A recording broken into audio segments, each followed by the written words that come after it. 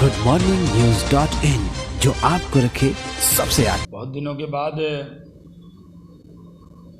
आपको संबोधित करने का अवसर मिला है। बिहार के विधानसभा के चुनाव का ऐलान जल्द ही होने वाला है, लेकिन बिहार में फ़र्क साफ है कि जब 2005-06 में जब हम बिहार में सत्ता में आए थे तब बजट 22,000 करोड़ था और आज वो बढ़कर 2,11,000 करोड़ हो गया है। ये फ़र्क साफ दिखता है। जिनको नहीं दिखता हो उनके लिए कुछ पंक्तियां हैं जिनको हम बताना चाहते हैं। 2005-06 में स्वास्थ्य का बजट 1,000 करोड़ था, जो 20-21 में 10,335 करोड़ हो गया है। बिहार में आज़ादी के बाद बस एक सरकारी मेडिकल कॉलेज जो हमारे यहाँ भागलपुर में 1971 में खुला, उसके बाद एनडीए की सरकार में पिछले 15 सालों में 15 नए मेडिकल कॉलेज बिहार को प्रदान किया गया है। और अभी खुशी की बात है कि एक एम्स के साथ दरभंगा में भी एक एम्स का ऐलान हो गया है। 2001 में जहां बिहार शिक्षा विभाग का बजट 2,448 करोड़ था और 4-5 में 3,876 करोड़ था, वो 19-20 में 34,798 करोड़ हो गया है। पैरेलल एक बड़ा पुल, उसके बाद उन्होंने भागलपुर से हसदिया के लिए भी 571 करोड़ रुपए दे दिए हैं, जो देवघर जाएगा। बगल में देवघर में भारत सरकार एयरपोर्ट बना रही है, तो उससे भागलपुर के लोगों को भी लाभ होगा। और दरभंगा में भी एविएशन के सेक्टर में एक बड़ी क्रांति हो रही है कि दरभंगा में एयरपोर्ट बन रहा है और जो जल्द चालू होगा। जब पटना एयरपोर्ट के बाद जब मैं सिविल एविएशन मिनिस्टर था तब गया में एयरपोर्ट बना, जिससे पूरे साउथ बिहार के लोगों को उसका लाभ है। और मिथिला में जब दरभंगा में एयरपोर्ट बनेगा तो पूरे मिथिला के इलाके में, यानी सुपौल, सहरसा, मधेपुरा, उधर मधुबनी, झंझारपुर, दरभंगा, यहाँ तक समस्तीपुर, उनके लिए दरभंगा से हवाई जहाज़ पकड़ना आसान होगा। आखिर जवाब कांग्रेस और राजद के नेताओं को देना चाहिए कि आपने आलोचना के अलावा किया क्या है। आज नरेंद्र मोदी जी के नेतृत्व में ये देश आगे बढ़ रहा है। कोरोना से एक मजबूत लड़ाई भारत सरकार और बिहार सरकार ने लड़ी है।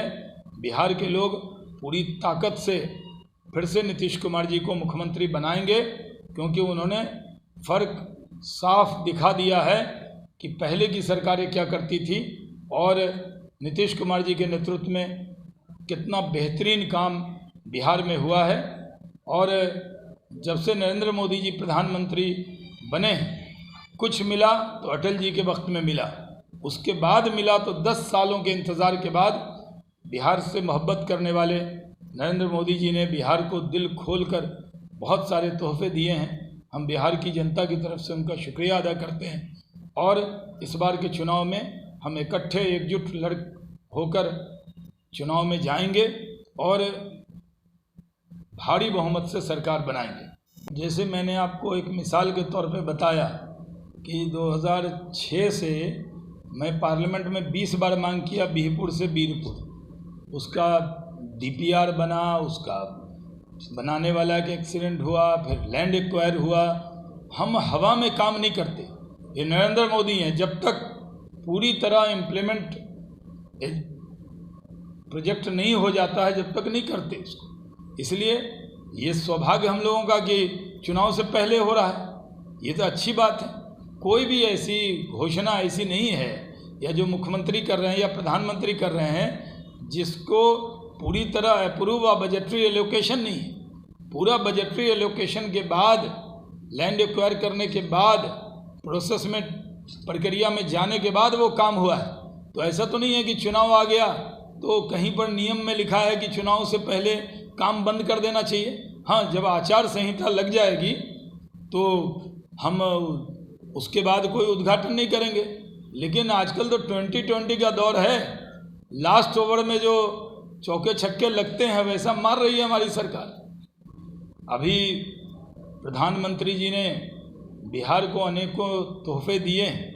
कल ही कोसी महासेतु, जिसको अटल जी ने जिसकी शुरुआत की थी, उसको नरेंद्र भाई ने पूरा किया। जिस तरह से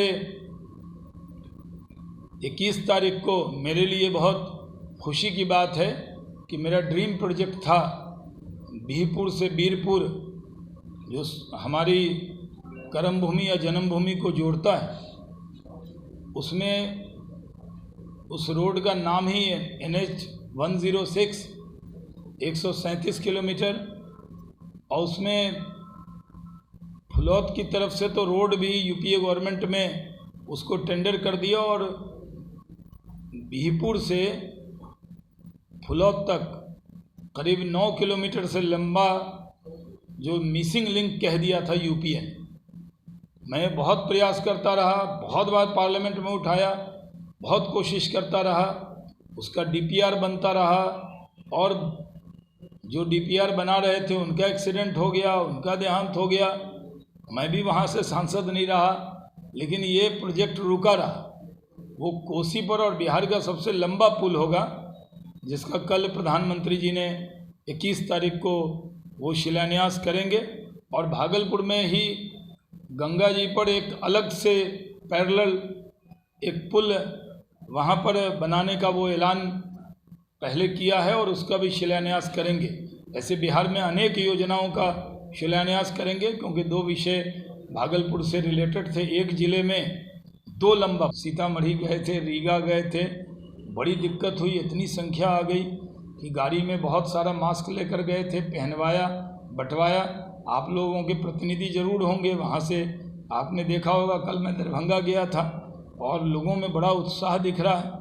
लोगों को लग रहा है कि नीतीश कुमार विश्वकर्मा, कल तो दिन ही था, परसों, हाँ, कई जगह प्रसाद, कल भी कई जगह लोगों ने, तो इसलिए विश्वकर्मा जी की तरह जब निर्माण करते हैं तो एक पल में नहीं होता। आप देखेंगे, अगर आप गंगा जी पे सिर्फ बोट से चलें तब कितना पुल था, आज कितना पुल है। कोसी पे चले तब कितना पुल था, आज कितना पुल है। रोड पे चले, पहले रोड कैसा था, आज कैसा है। तो बिहार जो नाबीना है उनको भी दिखता है कि बिहार में तरक्की हुआ है। तौर पर जनता को ये दिखता है कि आप जानते हैं कि पुल निर्माण में 1975 से 2005 तक सिर्फ 314 पुल का निर्माण हुआ। वहीं NDA के शासनकाल में पहले 3 साल में 336 से अधिक पुल का निर्माण हुआ, और 5-6 के बाद 2200 से अधिक पुलों का। और आज हम ये कह सकते हैं कि बिहार राज्य पुल निगम का जो टर्नओवर है वो 42 करोड़ था, वही बढ़कर 1503 करोड़ रुपए हो गया है। एक बात साफ बिहार में दिख रही है, हम विकास के मुद्दे पर चुनाव के मैदान में जा रहे हैं, और नीतीश कुमार जी के नेतृत्व में NDA एकजुट होकर चुनाव लड़ेगा, इसमें कोई शंका नहीं। लेकिन बिहार में जो नामुमकिन है उसको मुमकिन करने का नाम ही नीतीश कुमार जी की सरकार है। उन्होंने असंभव को संभव किया है, नामुमकिन को मुमकिन किया है, और उनके मुख्यमंत्री का जो अनुभव है वो देश में सबसे अनुभव वाले मुख्यमंत्री हैं। उनके नेतृत्व में भारतीय जनता पार्टी NDA इकट्ठा होकर चुनाव लड़ेगा, और हम लोकसभा की तरह जिस तरह 100% सीट बीजेपी ने जीती थी, और हमारे एलाइज ने एक अगर किशनगंज को छोड़ दें तो वो सारी सीट हमने जीती। इस बार इरादा है कि हम लोकसभा चुनाव की तरह स्ट्राइकिंग रेट रखें और अपने विरोधी को जीरो पर आउट करें। राजद तो लोकसभा में खाता भी नहीं खोल पाया। देखिए, जब दोस्ती होती है तो उसमें बराबरी और कम और ज़्यादा क्या होता है। जब दिल मिले हों तो दल आपस में मिलकर ही निर्णय करते हैं। जो भी निर्णय होगा, कौन कहाँ लड़ेगा, कितनी सीटों पर लड़ेगा, इसमें कोई विवाद नहीं है। मिलजुल कर तय करेंगे। एनडीए लड़ेगा और हम सारी सीटों पर एनडीए का उम्मीदवार होगा। सिंबल कई जगह अलग अलग होगा। नहीं, हर व्यक्ति और हर पार्टी को अपनी पार्टी की चिंता करने का पूरा अधिकार है। हमारे भी कार्यकर्ता, जब हम बिहार में घूमते हैं, जिन सीटों पे हम नहीं लड़ते हैं उसमें भी कार्यकर्ता की इच्छा होती है, और जिन सीटों पे हम लड़ते हैं उसमें हमारे सहयोगी की इच्छा होती है। लेकिन जब निर्णय होता है तो हम इकट्ठे होकर लड़ते हैं। अपने तौर पर जब हम बीजेपी का कार्यक्रम चलाते हैं तो 100% विधानसभा में कार्यक्रम करते हैं, और कई जगह हमें मालूम होता है कि हम चुनाव वहाँ नहीं लड़ेंगे, लेकिन कार्यक्रम करते हैं। तो लोजपा भी अपने यहाँ मेहनत कर रहा है अपनी जगह। उनकी मेहनत हमें काम आएगी, हमारी मेहनत उनको काम आएगी, इसमें कोई विवाद नहीं। देखिए, बहुत बेहतर हुई है और बहुत बेहतर होगी। जो काम करता है उसी से उम्मीद होती है, उसी से शिकायत होती है। घर में भी अगर 4 लड़के होते हैं, जो लड़का सबसे ज़्यादा काम करता है, माँ बाप उसी को काम बताते हैं, तो जनता भी उसी से अपेक्षा रखती है। अब आरजेडी से तो किसी को उम्मीद ही नहीं थी, कांग्रेस से कोई उम्मीद ही नहीं, तो शिकायत भी हमसे, तारीफ भी हमारी, अपेक्षा भी हमसे और ताने भी हमको, क्योंकि हम काम करते हैं, काम किया है, काम करेंगे, बिहार का विकास करेंगे।